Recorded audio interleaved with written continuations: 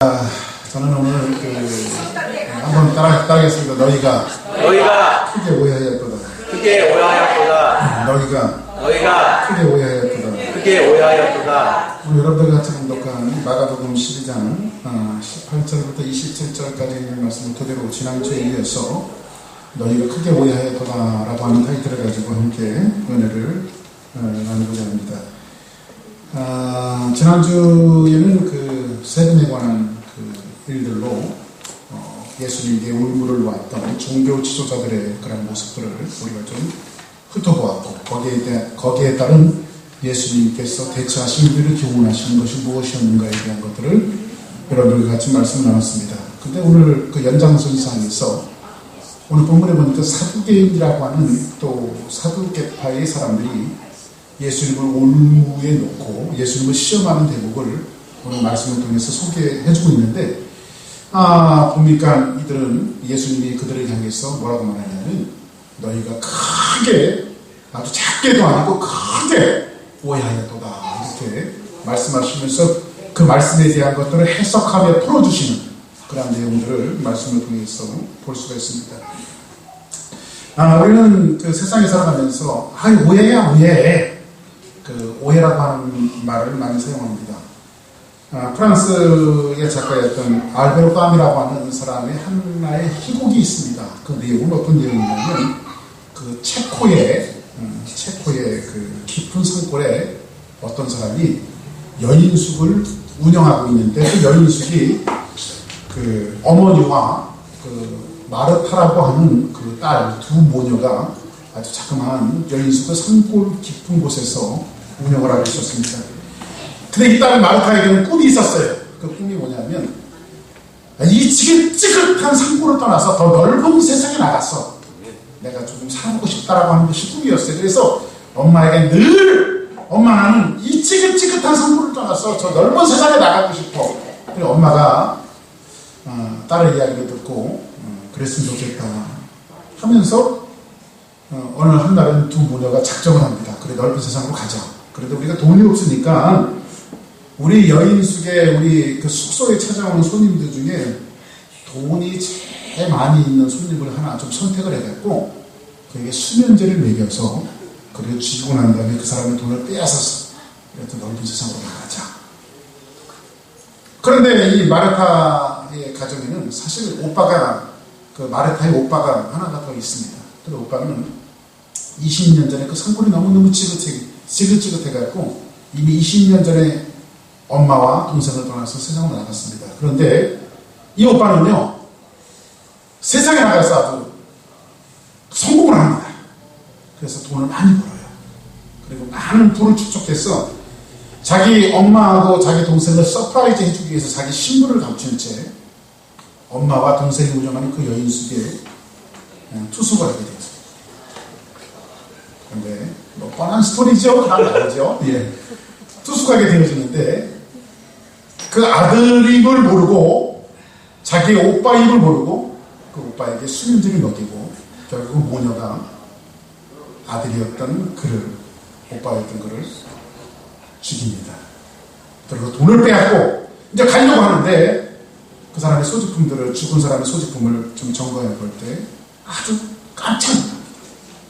누구냐면 바로 20년 전에 자기 집을 떠났던 자기 아들이며 오빠인 것입니다. 이 비극적인 이 사건들, 자기 오빠인 줄 모르고 아들인 줄 모르고 죽인 것에 가책을 받아서 이 두 모녀는 함께 그 자리에서 자살을 하는 이런 비극적인 것으로 이 소설이 끝나는데, 이 소설의 그 제목이 뭐냐면 프랑스 말로, 제가 이 발음을 열심히 연습했어요. 눅메롱 똠두 눅메롱 똠두라고 하는 발음인데, 이 눅메롱 똠두가 무슨 말이냐면 바로 오해라고 하는 그런 희곡입니다. 이 작품은요, 하나님을 떠나 낙원에서 추방된 인간의 처절한 모습을 섬세하게 그리고 있어요.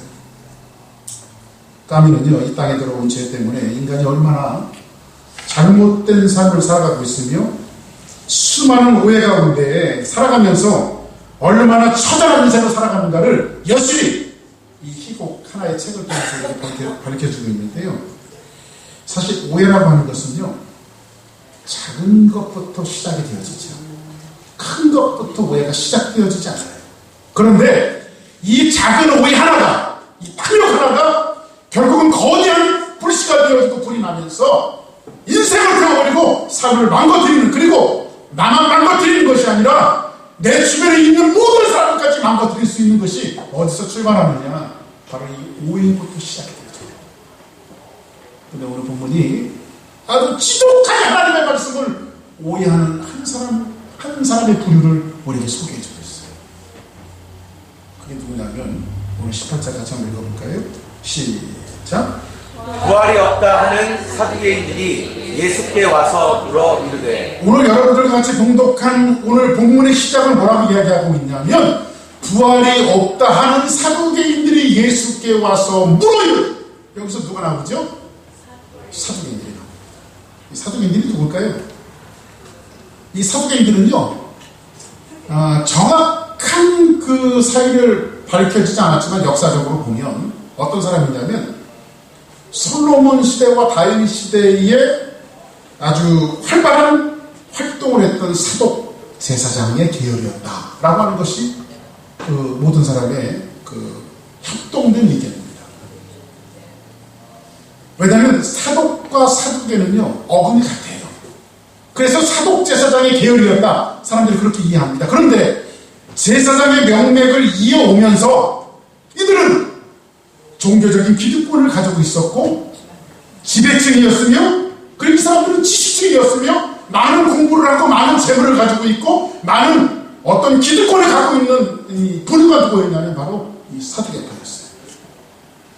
모든 종교주의자도 종교지도자들이 있었죠. 그 당시에 바리새인도 있었고, 지난주에 말씀드렸던 헤롯당도 있었고, 대제사장도 있었고, 서기관도 있었고, 모든 분파 중에 기득권을 갖고 있었던 종교 지도자들 가운데서도 더 많은 기득권을 갖고 있었던 사람이 누구였느냐? 바로 이 사두개파들이에요. 근데 이 사람들의 특징이 있어요. 이 사람은요, 뭐라고 시작하죠? 부활이 없다 하는 사두개인들이 이렇게 말했죠. 이 사람들은 부활을 인정하지 않습니다. 만일 부활이 없다면, 성경 사도 바울이 뭐라고 얘기하고 있죠? 우리에게 달아놓고, 만일 부활이 없다면 우리가 모든 것이, 우리가 하는 모든 것이 다 헛되다고 말합니다. 우리는 부활을 믿습니다. 할렐루야. 그리고 우리는 부활에, 만일 예수님이 십자가에서 죽으심으로 끝났다면 그것은 우리에게 아무 신앙적인 의미가 없어요. 그러나 예수 그리스도께서 죽음과 사망의 권세를 이기시고 살아나시고 부활하셨기 때문에 우리는 신앙의 의미가 있는 거예요. 그렇죠? 근데 이 사두개인들은 이제 부활이 없다고 말합니다. 왜 부활이 없다고 인정하고 싶고 왜 부활이 없다는 것을 주장하고 싶었는가를 좀 이따 말씀드릴게요. 왜 이 사람들이 이렇게 부활을 부정했는가. 이 사람들의 특징은요, 그래 부활이 없다고 인정하니까 천사들도 인정하지 않습니다. 영도 없다고 말합니다. 그리고 그 당시에 이 이스라엘 사람들은 구약 성경을 경전으로 썼는데, 이 사람들은 구약 성경 전체를 경전으로 인정하는 것이 아니라 모세오경, 창세기, 출애굽기, 레위기, 민수기, 신명기 요 5권만 그들은 성경으로 인정했어요. 누가? 사두개파들. 이해되십니까? 늘 말씀드리지만 이해가 안 되면 고개를 한 번씩 이렇게 흔들면 다시 제가 이렇게 돌아가서 다시 말씀드릴 수 있으니까. 오경인 권사님 이해 안 됐으면 다시 한 번 해요. 자, 그런데 오늘 보니까 사두개인들이 예수께 와서 이렇게 묻습니다. 근데 이 사람들이 각각 종교 지도자들이 바리새파, 사두개파, 뭐 헤롯당, 대제사장들, 서기관들, 이 사람들과는요, 기본적으로 바리새파들은 영이 있다고 믿고 부활을 믿습니다. 그러나 사두개파는 부활이 없다고 믿고 영도 없다고 믿습니다. 그러니까는 이 사람들은 같은 하나님을 믿고 있으면서도 생각하는 티올로지가 같아요, 안 같아요? 전혀 달라요. 전혀 달라요. 그렇죠? 그러니까 우리가요, 이게 뭐 극단적인 예일 수도 있지만, 이거 뭐 잘못된 예 같지만은 뭐 현지기만이가 자기는 뭐 자기가 하나님이다. 응? 뭐 이렇게 하고 있는 것이 우리의 티올로지와 전혀 다르니까 우리는 그것을 인정할 수 없죠. 그것과 조금 약간 다른 맥락이지만 하나님을 같이 섬기고 있으면서 우리는 캐톨릭을 우리 개신교에서는 인정하지 않습니다. 왜냐하면 그 구원이 그들이 갖고 있는 구원관이 우리는 기본적으로 잘못되어 있다고 생각합니다. 역사적으로도 마찬가지예요. 그런 까닭에 오늘 사두개파나 다른 종교 지도자들은요, 한 당시 하나님을 믿고 있으면서도 굉장히 대립했어요. 서로 대립하는 것. 늘 만나서 싸우는 관계가 누구였냐면 바리새파와 다른 종교 지도자들이었어요. 근데 이 사람들이 하나가 돼 이제. 누구 잡으려고? 예수님 잡으려고. 예수님 잡으려고 그러는 데는 어떻게 협동이 잘 되는지 몰라. 그렇게 모든 걸 다 내려놓고 예수님 잡기 위해서는 하나가 되어져요. 그런데 오늘 본문에 보니까는 이 사람들이 누구에게 부활이 없다는 사두개인들이 예수께 와서 묻습니다. 뭐라고 묻냐면 성경이 이렇게 이야기하고 있어요. 쭉 한번 볼게요. 선생님이요, 모세가 우리에게 써주기를, 모세가 써준 것이 뭐죠? 그렇죠. 창세기, 출애굽기, 레위기, 민수기, 신명기 요 5권을 얘기한단 말이에요. 모세가 우리에게 써주기를, 어떤 사람이 형이 자식이 없이 아내를 두고 죽으면 그 동생이 그 아내를 취하여 형을 위하여 상속자를 세울지니라 하셨나이다. 그 다음에 7형제가 있었는데 마지가 아내를 취하였다가 상속자가 없이 죽었어요. 7형제가 있는데, 그 다음 둘째도 그 여자를 취하였다가 자식을 낳지 못하고 죽고, 셋째도 자식을 낳지 못하고, 이런 일들이 거의 없지만 예를 들어서 하는 거예요. 근데 형제들이 줄초상을 하는 거예요. 여자 하나는 그대로 있는데 형제들이 줄초상이 나는 거예요 지금. 근데 그 다음 보세요. 7이 다 상속자가 없이 7형제가 있었는데 7형제가 형한테 시집와갖고 자식을 못 낳으니까 그 동생이 그 여자를 아내를 맞이했어요. 그 형도 죽었어요. 그 형도 7형제가 다 죽은 거예요. 그런데 상속자가 없어요. 상속자가 없어요. 이해됐어요? 무슨 말인지요? 그리고 나서 최후의 여자도 죽었습니다. 여자도 죽었는데 23절 보세요. 7사람이 다 그를 뭐로? 아내로 취하였으나, 그러니까 이 여자는 몇 번 시집간 여자예요? 7번. 7번 시집간 여자예요. 같은 형제에게. 그쵸? 같은 형제에게 7번 시집갔어요. 형, 동생, 그 동생, 그 동생, 그 동생 7번을 시집갔어요. 근데 자식을 낳지 못했어요. 그 7형제 중에 다. 응? 근데 요게 지금 누가 하는 질문이죠? 사두개인들이 하는 질문이죠. 근데 사두개인들은 부활을 믿어요, 안 믿어요?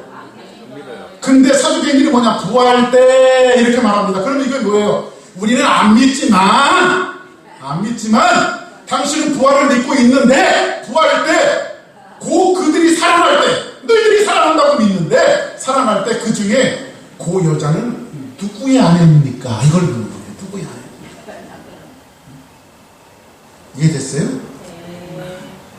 이렇게 자세히 설명해 주는데 이해 안 되면 안 되죠. 근데 좀 약간 좀 질문이 좀 지저분하죠. 유치하고.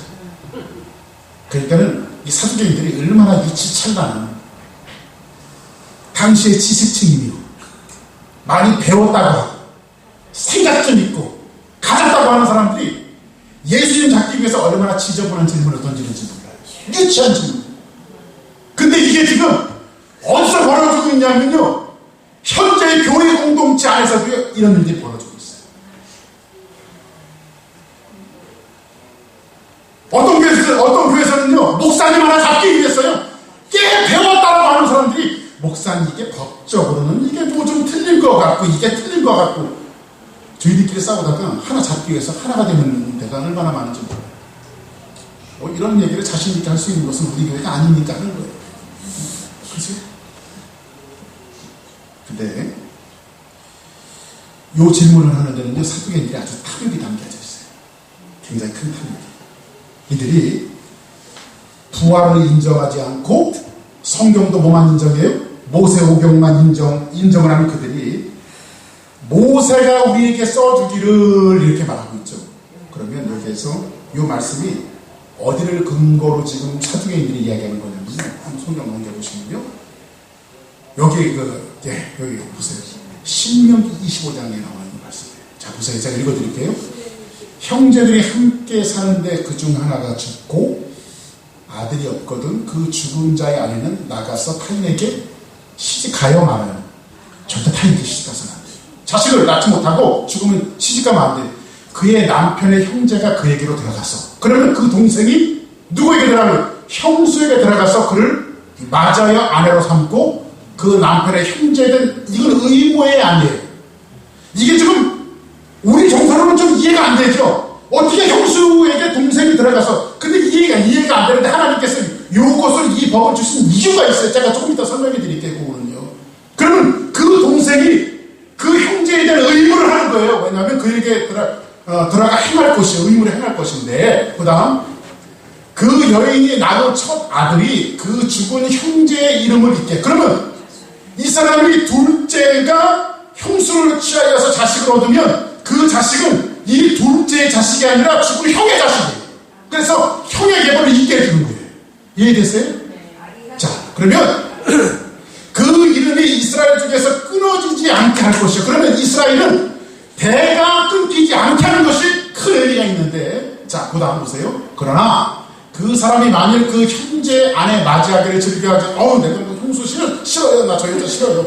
이렇게 이야기하면 그 형제 아내는 그 성문으로 장로들에게 나가서 여자가 이제 저 동생이 나를 대를 이어주지 않습니다 하면 나가서 말하기를 내 장로들에게 나가서 내 남편의 형제가 그의 형제의 이름을 이스라엘 중에 있기를 싫어하여 남편의 형제된 의무를 내게 행하지 않아야 하리라 이렇게 말합니다. 내게 대를 이어주지 않습니다. 그 동생이 그렇게 되어주면 그 다음 그 성읍 장로들은 그를 불러다가 말할 것이요. 말하면 너 왜 안 해?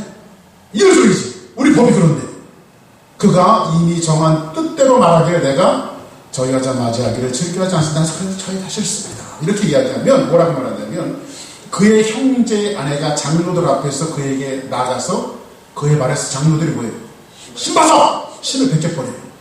신을 벗겨버리고 그 얼굴에 뭘 뱉어요? 침을 뱉어요. 얼굴에 침을 뱉고 이르기를 그의 형제의 집에 세우기를 즐겨하지 않은 자에게는 이같이 할 것이라 하고 그 다음 이스라엘 중에서 그의 이름을 신복김을 받은 자의 집이라 부를 것. 그러니까는 신복김을 받은 자의 집이라고 이야기하는 것은 이것은 수치를 당하는 가정의 집이다 이렇게 말합니다.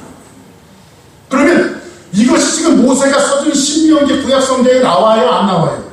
나오죠. 그러면 그 동생이 형제를 맞아야 드리는 법인데 이게 뭐 좀 이게 좀 복잡하게 여러분들이 받아들이는데 이스라엘은 이걸 뭐라고 말하냐면 계대혼인법이라고 얘기해요.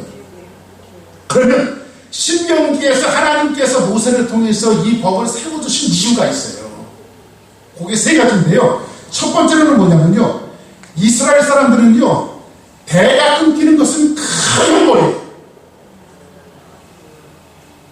왜 그러냐면요. 창세기에 보면 최초에 하나님께서 주신 말씀이 있는데 그 말씀은 뭐냐면 사람이 죄를 졌어요.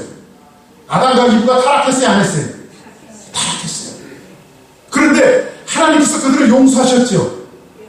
용서하시고 나서 뭐라고 말씀하시냐면 최초의 복음이 뭐냐면 여자의 후손을 통해서 너희들을 구원할 메시아가 탄생할 것이라고 성경은 이야기해주고 있어요. 그렇죠? 그러면 여자의 후손은 여자는 자식을 낳아야 돼 안 낳아야 돼? 낳아야 돼. 왜냐하면 그 자식을 낳는 것을 통해서 구원할 누가 오기 때문에 메시아가 오기 때문에. 그러면 대가 끊긴다라고 하는 것은 뭐냐면 내 집안에서 자식이 있고 이어져가면서 그 어느 때에 메시아가 이 세상을 구원하실 그리스도가 올지 모르는 거예요. 그렇기 때문에 집안에 대가 끊긴다라고 하는 것은 뭐냐면 메시아의 대망사상 언젠가는 메시아가 오셔서 나를 구원하실 것이고 우리 집안을 구원할 것이고 우리 민족을 구원할 것이라고 하는 이 기본적인 신앙을 이스라엘 민족들이 가지고 살았는데 만약에 대를 잇지 않는다라고 하는 것은 그 신앙 자체를 부정하는 거예요. 그러니까 그 형이 죽었으면 그 동생이 대신 들어가서 첫째를 낳아서 형의 대를 이어줘야 돼요. 그리고 그 다음에 자식을 낳으면 자기 세대가 이어지게 되어지는 거죠. 그러니까는 지금 이 계대 혼인법에 대해서 지금 사두개인들이 지금 이야기해주고 있는 거예요. 두 번째로는 왜 이 계대 혼인법이 있었냐면요. 남편이 죽게 되어지면 여자는 지금은 뭐 여자분들이, 여성들이 뭐 이렇게 사회 활동도 하면서 뭐 사실 요즘에 잘 나가는 여자들은 웬만한 남자들은 뭐 그냥 뺨칠 정도로 돈을 더 잘 벌어요. 그죠? 그러니까 뭐 사회생활 하는데 별로 지장이 없겠습니다만은 이 당시에 그리고 우리 역사 속에 살펴보면 여성의 위치라고 하는 것은 사실 이 당시에는요 이스라엘 사람들은 여자들은 인원으로 계수를 하지 않았어요. 여자들은 사람이 아니에요. 그 당시에는. 왜냐하면 사람으로 계수를 하지 않았으니까. 특히 히브리 사람들이 더 그래요. 그런데 여기에서 여자들이 남편을 잃게 되어지면 경제활동을 하지 못하고 결국은 어떻게 되어요? 가난해요? 부자가 되겠어요? 가난하죠. 가난하게 되어지면요 힘들게 살다 보니까는 이 여자들이 호구지책과 먹을 것을 얻기 위해서 결혼할 자리를 차지하지 못하면 간혹 가다가 이방인에게 시집가는 일들이 사실 비일비재하게 있었어요. 그러면 이방인에게 시집간다고 하는 것은 뭐죠? 이것은 큰 형벌에 속하는데 하나님과의 관계에서 끊어지는 것을 이야기해요. 그래서 이 계대 혼인법을 만들어 놓으신 하나님의 절대적인 이유는 뭐냐면 이렇게 여성들이 약자들을 보호하시는 그 당시에 사회보장 제도였었는데 이렇게 어렵고 힘든 여자들이 되었을 때 그들을 구제하고 구원하기 위한 하나님의 사회보장제도. 이게 나쁜 법이 아니에요. 마지막으로는요 이스라엘 사람들은 모두가 남자들은요 분깃이 있어요. 그래서 사람들은 남자들은요 다 재산을 받게 돼 있어요. 그 분깃을 받게 돼 있어요. 근데 이것이 여타는 일들을 통해서 빼앗기도 하고 그 다음에 주기도 하고 핏에 의해서 넘어가기도 하면서 이 모든 것들이 없어지지만 이스라엘 사람들은 신년이라고 하는 정책을 만들어 놓아서 50년이 되든 했는데 모든 것을 다 뺏하게 돼 있어요. 장단도 다 돌려주게 돼 있어요. 아무리 많이 얻어도 돼요. 그런데 남자들은 분깃이 있죠. 근데 만약에 남자가 자식을 낳지 못하고 죽게 되어지면요 그 재산이 누구 것이 되어져요? 여인의 것이 되어져요. 그럼 여인이 다른 집안으로 시집을 간다든지 이방인에게 시집을 간다면 그 재산이 누구 것이 되어지겠어요? 이방인에게 넘어가게 되어지고 자기 집안 아닌 다른 곳에 넘어가게 되어집니다. 재산이. 그래서 이 계대 혼인법이 생기게 되어졌는데 지금 사두개인들이 요 말씀을 가지고 예수님에게 이야기해주고 있는 거예요. 예수님에게. 이해되셨어요? 자 그러면 이것을 가지고 예수님에게 부활 때 누구 향하게 되겠습니까? 이것을 예수님을 트집 잡기 위해서 지금 사두개인들이 물어보는 건데 다시 한번 우리 12장 24절에 있는 말씀 자 같이 한번 읽어봅시다. 시작. 예수께서 이르시되 너희가 성경으로 하나님의 능력도 알지 못함으로 오해함이 하느냐. 지금 여기서 오해가 나오고 있어요. 그죠? 근데 예수님께서 그들이 질문하셨을 때 누구 향하게 되겠습니까? 라고 질문했을 때에 예수님께서 이르시되 너희가 모세의 글이라고 했어요? 성경이라고 얘기했어요? 성경이라고 얘기했어요. 그들은 먼저 오해를 하고 있는데 하나님의 말씀부터 오해하고 있어요. 그러니까 여러분들 믿음은 들음에서 나는 것인데 하나님의 말씀을 정확하게 이해하지 못하면 우리의 신앙생활도 삐뚤어지게 돼 있어요. 그러니까 여러분들은 언제나 하나님의 말씀을 정확하게 이해하려고 애를 써야 돼요. 그래서 성경은 뭐라고 말하죠? 데살로니가 사람은 베레아 사람은 데살로니가 사람보다 훨씬 더 신사적이어서 하나님의 말씀이 그러한가 아니한가 이것을 묵상했다고 말하고 있어요. 그러니까 여러분들은 항상 어떤 신앙 태도가 필요하냐면 하나님의 말씀이 그러한가 아니한가 이것에 대해서 굉장히 여러분들이 씨름하는 태도가 필요해요. 아멘입니까? 그러면 이 사람들이 예수님은 뭐라고 이야기하냐면 성경이라고 얘기하고 있어요. 성경. 아멘? 그러면 성경은 예수님이 말씀하시는 성경은 모세의 글 성경 5권만을 이야기하는 것이 아니라 구약 전체를 이야기해주고 있는 거예요. 그러니까 하나님의 말씀을요 하나만 편협해서 보는 것도 잘못되어졌어요. 그 성경은요 창세기부터 요한계시록까지 그런 모든 말씀을 봐야 됩니다. 그래서 제가 여러분이 좀 이해하셨는지 모르지만 때로는 구약을 강의하다 보면 제가 어느덧 또 시작으로 넘어와 있죠. 시작을 강의하더라고요. 그래서 이거는 좀 밸런스를 맞춰서 여러분들에게 말씀을 드리고자 제가 이것을 좀 고안하는 거거든요. 한 가지 말씀드린 것은 뭐냐면요. 자, 보세요. 아까 여러분들 계대 혼인법에 대해서 말씀드렸는데, 이스라엘 사람들은 대가 끊기면 그 동생이 자식을 낳으면요, 이스라엘 사람 전통이 하나 있었어요. 우리나라는 옛날에, 지금은 그런 게 없습니다만, 옛날에는 저는 시골에서 살았기 때문에 자식을 낳으면요, 아들을 낳으면 새끼줄에다가 소나무, 그 사이에다가 소나무 꼭 가운데다가 또 고추를 꽂아요. 그래서 그러면 고추 하면 저 아들 낳구나 하면서, 그게 급줄이 지어진 것은 뭐냐면 들어오지 말라는 소리예요. 이게 부정타니까 들어오지 말아라. 그런 급줄이 걸어져 있는 이스라엘 사람들의 전통이 있었는데, 형이 자식을 낳지 못하고 죽었으면 그 동생이 형수와 더불어 형의 계보를 이어주면요, 계보를 이어줘서 자식을 낳게 되어지면 이런 선언을 합니다. 우리 집안에 미래의 생명의 부양자가 생겼다, 이렇게 선언을 해요. 그리고 나서 문 앞에다 뭘 갖다 거냐면요, 화살통과 화살을 갖다 거는 겁니다.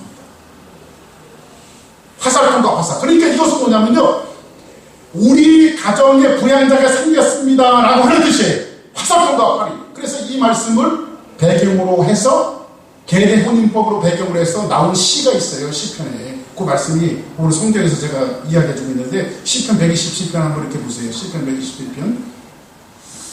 자, 보세요. 그 전에. 자, 보라. 자식들은 여호와의 기업이요, 태의 열매는 그의 상급이다. 젊은 자의 자식은 장사의 수승의 화살 같으니.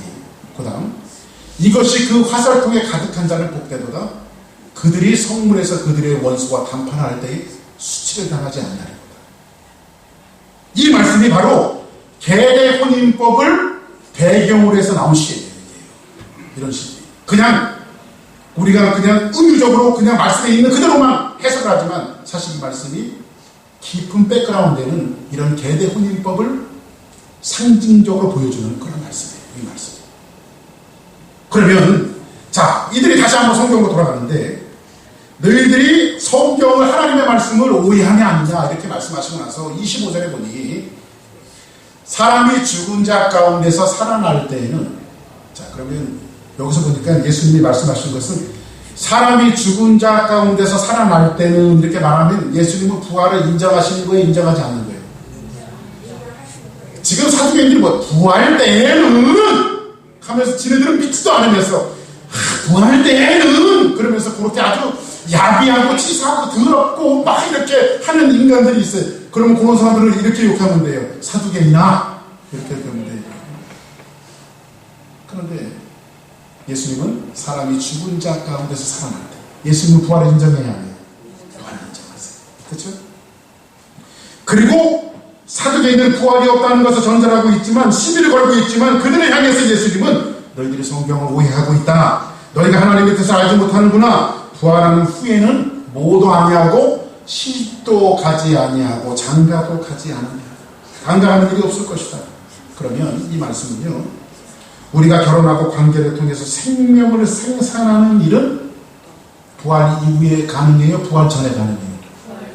부활 전에만 하는 거예요. 그렇죠? 부활 전에만 하는 거예요. 자, 보세요. 아담과 하와가 선악과를 따먹고 죄를 졌어요. 그죠? 그리고 인류에게 제일 처음에 가해졌던 하나님의 형벌이 뭐였어요? 특히 하와에게 주셨던 것이 뭐예요? 해산하는 거예요. 해산하는 거. 이걸 뭐라고 말하죠? 고통이에요. 그러니까 남자들은 애 안 낳았으면 말을 하지 마. 그런데 왜 그러냐면요, 여자들이 이 산통하는 이 고통이, 요즘에는 모통부분만으로 있어갖고 여자분들이 쉽게 아기를 의학이 발달하다 보니까 그런 경우들이 많습니다만, 여기서 보니까 하와가 범죄한 이후에 해산하는 고통은 형벌로 받았는데, 이것이 결혼 생활에 아주 치명케 가고 있어요. 왜 그러냐면요, 이 해산하는 고통은요, 뭐로 상징되어주고 있냐면 예수님의 죽음을 상징해요. 십자가의 고통을 상징해요. 예수님의 십자가의 고통을 또 하고 나서 뭐가 일어났어요? 부활의 역사가 일어났어요. 그죠? 그런데 여자가 해산하는 고통을 통해서 자식의 자식을 낳고 자식의 자식을 낳으면서 마침내 예수 그리스도가 탄생이 되어져서 우리에게 뭘 안겨주셨어요? 구원을 안겨주셨어요. 아멘. 그 십자가의 사건 없이는 구원이 없는 거예요. 십자가의 사건이 없이는 부활이 없는 거예요. 그래서 예수님께서 이 말씀을 우리에게 이야기해주고 있는 것이고요. 부활은 그리스도의 십자가의 죽음을 통해서 완성되어진 것이다. 그러면 그때가 오면 결혼하는 일이 우리에게는 아무런 의미가 없습니다. 그때는요, 완전한 새로운 가족관계를 우리가 이해되어져요. 그 천국 가면 어떻게 될까요? 저희 아버지도 돌아가셨습니다만, 저희 아버지 장례식 때 장례를 진리하셨던 목사님이, 지금은 우리가 이렇게 혈연관계가 돼서 헤어지는 것이 섭섭하지만, 우리가 하나님 나라에 가면 다 하나님의 자녀들이고, 한 형제요, 한 자매들입니다. 근데 속으로 생각하기를 저도 목사지만, 우리 아버지 돌아가셨는데, 천국에서 만나면 형제님, 뭐 이렇게, 참, 이게 참 썰러운, 그 우리의 욕심은 뭐죠? 여러분들, 저는 그렇게 생각해봤는데, 여러분들 그렇게 생각 안 해봤어요? 저희 아버지가 돌아가시니까요, 천국 가도 우리 아버지는 저희 아버지였으면 좋겠어요. 아버지를 만났으면 좋겠어요. 왜냐면 우리 아버지였으니까. 근데 이것도 탐욕이에요, 욕심. 왜냐면 사두개인들이 이렇게 그게 있어요. 사두개인들. 자, 그러면 오늘 이 말씀을 통해서 사두개인들은 이 땅의 삶이 부활이 없이 다음 세상으로 이어진다고 생각해요. 다시 말씀드려서 무슨 말이냐면요. 사두개인들의 신앙은 어떤 거냐면요. 제가 이 땅에서 우리 아버지는 저 세상에 가서도 우리 아버지가 되어야 된다라고 하는 이러한 생각을 갖고 있는 것처럼 사두개인들은요. 부활이 아니라 이 땅에서 우리가 누렸던 삶이 다음 페이지로 넘어가서 그 삶이 그대로 가져간다고 생각을 했어요. 자, 보세요. 그러면 여기에 있는 책장이에요, 책장. 여기 지금 우리가 살고 있는 세상이라고요. 세상에 우리가 죽었어. 그럼 다음 세상으로 펼쳐져. 그러면 우리가 가져가지 못하지만요, 내가 빌딩이 5채였으면 그 다음 세상에서 빌딩이 5채야. 내가 기득권을 갖고 있었으면 그 다음 세상에서 기득권을 갖고 있는 거야. 내가 부자였으면 그 다음 세상도 부자인 거야. 이런 신앙을 누가 갖고 있어요? 사두개인들이 갖고 있어요. 그럼 이 사람들이 얼마나 탐욕이 많았을까, 그렇죠? 여러분들 만약에 이렇게 책장 넘기듯이 여러분들이 다음 세상으로 가서 그대로 삶이 이어진다면 어떻게 될까요? 피 터지게 돈 벌어야지. 그렇죠? 다음 세상에서 잘 먹고 잘 살려요. 그래서 이 사람들은요, 부활이 없다고 하는 거예요.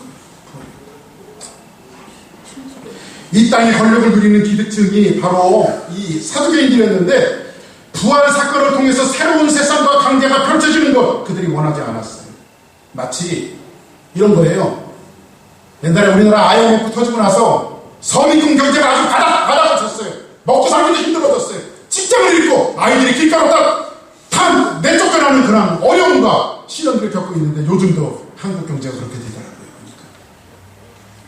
근데 그렇게 신음하고 있었을 때 부자들은 모여갖고요, 삼삼오오 모여갖고 술잔을 기울이면서 했던 건배사가 뭔지 아십니까? 이대로 이겁니다. 이대로가 뭔지 아십니까? 골프장 가도 별 사람들 그냥 아무나 다 와서 골프 치니까 자기하고 구별이 없는 거예요. 근데 IMF 딱 터지니까 서민들은 골프장을 못 왔어요. 부자들만 골프장 가는 거예요. 좋은 호텔, 좋은 식당, 좋은 백화점, 이런들이 기득권이 갖고 있었던 그들의 모습이었는데, 아무나 다 보니까 이대로 갔으면 좋겠다, 부자들. 지금 사두개인들이 그런 탐욕을 갖고 있는 거죠. 그래서 탐욕이 부활을 인정하지 않았던 그들이 갖고 있었던 아주 잘못된 신앙관념이었다라고 하는 사실을 이어주면서 그들에 향해서 예수님이 말씀하시는 것을 한번 들어보세요. 그들이 그렇게 하는 것을. 26절 보세요. 자, 죽은 자가 살아난다는 것을 말할진대 너희가 모세의 책 중, 자 보세요. 죽은 자가 살아난다는 것을 말할진대. 죽은 자가 살아나야 안 살아요? 살아나죠. 근데 너희가 모세의 책 중, 예수님께 모세의 책을 들고 계시네, 그죠?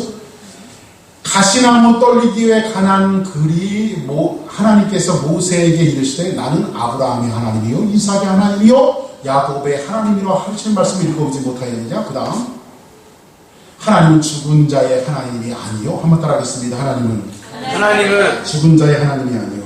죽은 자의 하나님이 아니요 산 자의 하나님이다. 산 자의 하나님이시라. 너희가 크게 오해하였도다. 그죠? 너희가 크게 오해하였도다. 이 말씀을 성경에서 예수님께서 모세의 글을 읽어주시는데 이것이 출애굽기 3장 5절에 있는 말씀이에요. 출애굽기 3장 5절에 있는 말씀. 자, 보세요. 한번 읽습니다. 시작. 하나님이 이르시되 이리로 가까이 오지 말라. 내가 선 곳은 거룩한 땅이니 내 발에서 신을 벗으라. 그 다음 또 이르시되 나는 내 조상의 하나님이니 아브라함의 하나님, 이삭의 하나님, 야곱의 하나님이니라. 모세가 하나님 배웠기를 두려워하여 얼굴을 가리매. 자, 보세요. 그러면 요 사건은 하나님께서 떨기나무 불꽃 가운데 모세를 부르는 사건이죠. 그리고 요 당시에 출애굽기에 있는 말씀은 모세가 살아있는 사람이었어요? 죽은 사람이었어요? 이런 것들은 단답형으로 빨리빨리 대답을 해야 돼요. 이 말씀 출애굽기 3장 5절 6절에 나와 있는 말씀 떨기나무 불꽃 가운데 모세를 부르시는 사건은 모세가 살아있을 때 하나님이 부르신 거예요? 죽었을 때 부르신 거예요? 살았을 때 부른 거죠. 그렇죠? 그리고 나서 그 모세를 불러서 뭐라고 말하죠?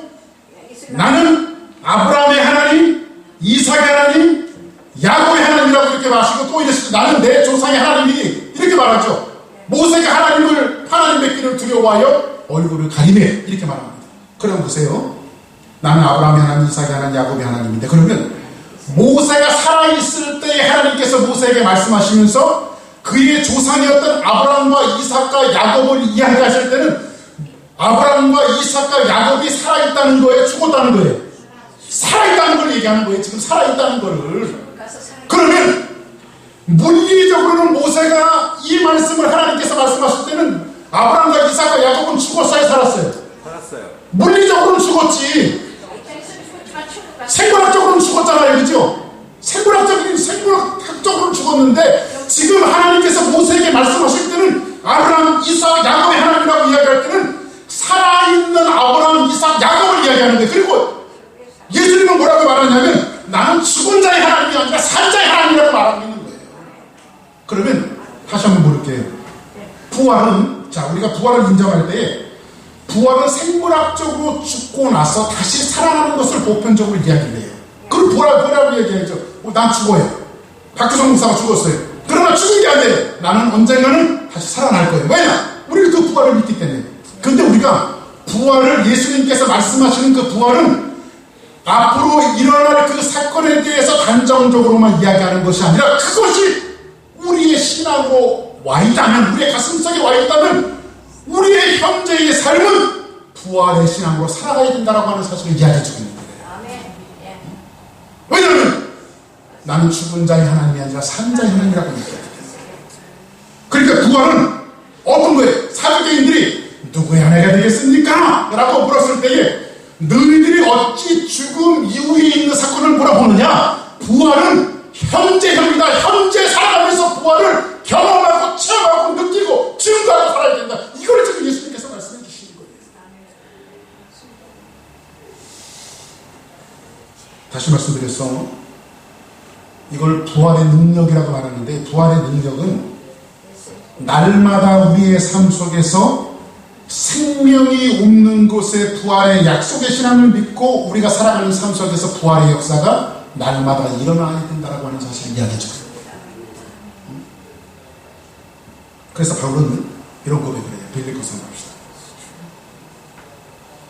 자, 보세요.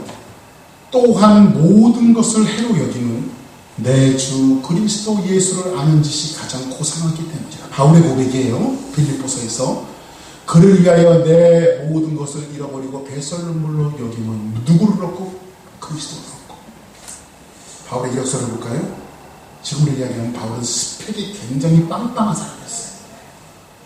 가마리아 문화에서 최고의 학벌에서 공부를 했어요. 지금으로 이야기하면 하버드 대학에서도 최고의 학벌에서 공부를 했어요. 그리고 바울은 로마 시민권자였어요. 그리고 유대인 중에 유대인이었고 유대인 중에는 아주 바리새파에 속한 자기가 어떤 지파에 속해 있는 것을 정확하게 알고 있는 사람이었어요. 그리고 사도 바울은 그 당시에 사람들이 추앙했던 바리새파의 사람이었어요. 스펙이 빵빵하죠. 이 사람은요, 장래가 보장되어 있는 사람이에요. 야! 좋은 약간! 좋은 거 전공해, 이래! 의사! 변호사! 의사, 변호사 돼서 장래가 보장되어 있어, 장래가. 스펙도 대단하고. 목사님, 아들 뭐 했어요? 우리 아들 의사 됐어요? 우리 아들 변호사 됐어요? 그것은 그 내면에는 뭐가 깔려있는 거예요?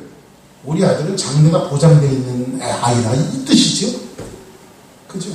근데 사도 바울이 스펙이 대단한 사람이었어요. 근데 내 주 예수 그리스도를 아는 지식이, 이게 그 스펙을 다 해로 여기는 것은 부활하신 예수 그리스도를 만나고 난 이후에 하나님의 지식이 그를 강타하기 시작했는데, 내가 모든 것을 잃어버리고 배설물로 정말로 여겨버리면 내가 그리스도를 얻고 그리스도를 아는 것이 가장 귀중한 지식이다. 할렐루야. 부활하신 예수를 만나고 난 이후에는 세상 가치가 다 떨어진 거예요. 여전히 여러분의 세상 가치는 뭡니까? 어떻게 여러분의 세상의 가치를 두고 살아가고 있습니까? 부활은 있습니까? 네, 믿습니다. 부활의 권능이 여러분의 삶 속에서 일어나기를 원하십니까? 근데 사도 바울은 가지고 있었던 모든 스펙이 자기의 삶을 보장해준다고 생각했는데, 그것을 자기의 삶의 보장으로 생각하지 않고 부활하신 예수님을 만나고 난 이후에 그 모든 것을 다 내어버렸어요. 왜? 그리스도를 얻었기 때문에. 아멘, 맞습니다. 예수님을 얻었기 때문에. 그리고 그 모든 것들을 다 내려놨어요. 여전히 우리가 예수님을 믿고 교회 생활을 하고 시간 생활을 하고 있으면서 여러분의 가치가 세상적인 기준에 머물러 있다면, 아직도 우리의 인간의 삶 속에, 우리의 삶 속에서, 신앙하는 삶 속에서 부활의 주님이 머물러 있지 않는 거예요. 부활의 능력이 없는 거예요. 그 다음 보실까요?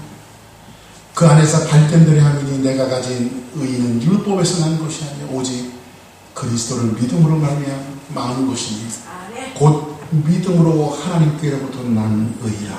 할렐루야. 그리고 나서 10절 보세요. 내가 그리스도와 그의 부활과, 내가 그리스도와 그의 부활의 권능과, 한번 따라하겠습니다. 부활의 권능과 그 고난의 참여함을 알고자 하여 그의 죽으심을 본받아. 누구의 죽으심을 본받아? 그리스도의 죽으심을 본받아. 여기서 보니까 부활의 권능 이렇게 있죠. 부활의 권능. 근데 원래 원문에 보면 권능이 아니라 부활의 권력이에요. 권력으로 이해해요. 그런데 그 당시에는 세상을 누가 지배하고 있을 때죠? 로마가 지배하고 있을 때예요. 그 당시에 사람들의 인식 속에는요, 모든 권력은 로마 황제의 보호자로부터 나온다고 생각했어요. 근데 로마의 황제의 보호자를 뭐라고 말하냐면 데스포테스라고 말해요. 로마의 황제 보호자를 데스포테스라고 말해요. 그런데 이 보호자를 요한계시록에 뭐라고 말하냐면 똑같은 말로 이야기했는데, 예수 그리스도를 상징하면서 이야기할 때 대주제여 이렇게 말합니다. 이때 데스포테스예요. 오늘 이 말씀을 사도 바울이 이야기해주고 있는 것은 뭐냐면, 모든 권력이, 모든 능력이, 모든 힘이 로마의 황제 데스포테스 그 보호자에서 나오는 것이 아니라 하나님 보좌에서 예수 그리스도의 부활에서부터 나온다고 성경은 단언하고 있어요. 그 다음 보세요. 어떻게 해서든지 죽은 자 가운데서 부활에 이르려 하노. 아멘. 어떻게 해서든지 부활에 이르려 하노니, 죽은 자 가운데서 부활에 이르려 하노니. 여기서 보니까 죽은 자라고 하는 것은요, 환경에 있는 모든 생태계를 이야기해요. 세상은 다 죽었어요. 그렇죠? 그럼 사도 바울은 한번 따라해서 어떻게 해서든지 이렇게 한번 하면 돼요. 똑같이 어떻게 해서든지 하지 말고 어떻게 해서든지, 시작. 어떻게 해서든지. 뭐예요? 죽은 자 가운데서 부활을 이루려 하는데, 이게 우리의 신앙인데,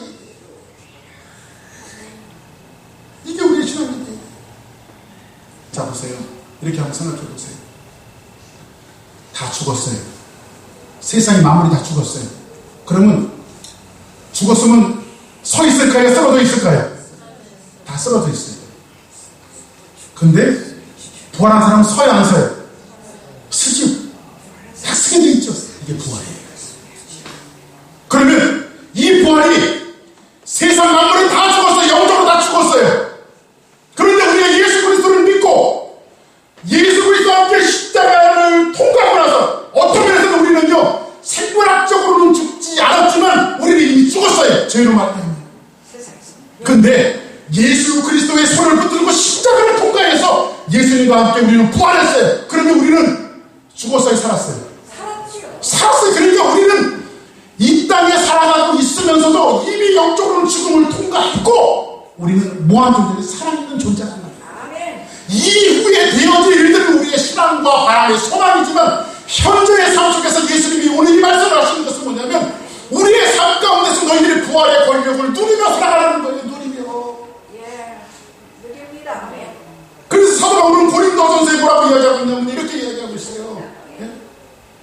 내가 생각하건대 하나님의 사도인 우리를 죽이기로 작정된 자같이 끄트머리에 두셨으며, 자 여기 중요한 말씀입니다. 우리는 시작, 우리는 세계 곧 천사와 사람에게 구경거리가 되었다. 한번 따라하겠습니다. 천사와 사람에게 구경거리가 되었거든. 구경거리가 되었도다. 우리는 구경거리가 됐어요. 왜 구경거리가 됐을까요? 다 죽었어. 다 누워있어. 시체들 뿐이야. 그런데 예수님을 영접하고 난 이후에 예수님과 함께 벌떡 일어났어. 그러면 일어나는 사람은 눈에 띄니까 안 띄니까요? 뛰어. 이게 부활이에요. 아멘. 그럼 우리 주사랑교회가 모두가 다 쓰러져 있어. 근데 주사랑교회가 부활의 신앙을 가지고 딱 섰어. 그러면 주사랑교회가 눈에 띄어야 안 돼요? 이게 부활의 신앙을 가진 교회의 모습이에요. 아멘. 세상에 눈에 띌 수밖에 없어요. 세상이 구경거리예요. 왜 구경거리가 되는지 아십니까? 세상에 이런 일이 벌어져 막. 응? 제가 이스라엘 갔더니요, 오래전에 아주 한 20년도 넘은 것 같아요. 사해바다 갔어요. 사해바다. 응? 사해바다 갔더니요, 사해바다가 죽은 바다가 아니라 그 사해바다는 사람이 빠져서 죽을 수 없는 구조로 되어 있어요. 왜냐하면 다 떠요. 염분이 하도 많아가지고. 그래서 거기 하면 머드팩을 하거든요. 머드팩 그냥 진흙을 위에서부터 아래까지 쫙 바르고 막 뛰어 들어가는 거예요. 거기서. 그래 거기 들어가면요 자꾸만 떠요. 책을 갖고 이렇게 누워있어도 떠요. 세상에 이런 일이. 그래서 어떤 목사님이 가는데 저기 사람 떴대 한가운데 세상에 이런 일이 막 달려가서 보는 거야. 진짜 떠있어 사람들이. 그 사람 구경거리예요. 왜냐면 빠져 죽어야 되는데 떠있으니까 구경거리. 세상 사람들이 다 죽어가는데 주사랑교회 성도들이 이 부활의 권력을 가지고 살아가니까 세상이 여러분 구경이 돼. 이게 부활의 신앙을 가진 사람들이 없어요. 그렇죠? 다 누워있는데 우리는 이 부활의 권력을 갖고 있기 때문에 여러분들이 항상 서 있어야 돼. 살아있는 자의 모습을 보여줘야 돼. 이게 부활의 신앙을 갖고 있는 거예요. 사도계인들은 이걸 오해하고 있어요. 오늘 말씀을 정리합니다.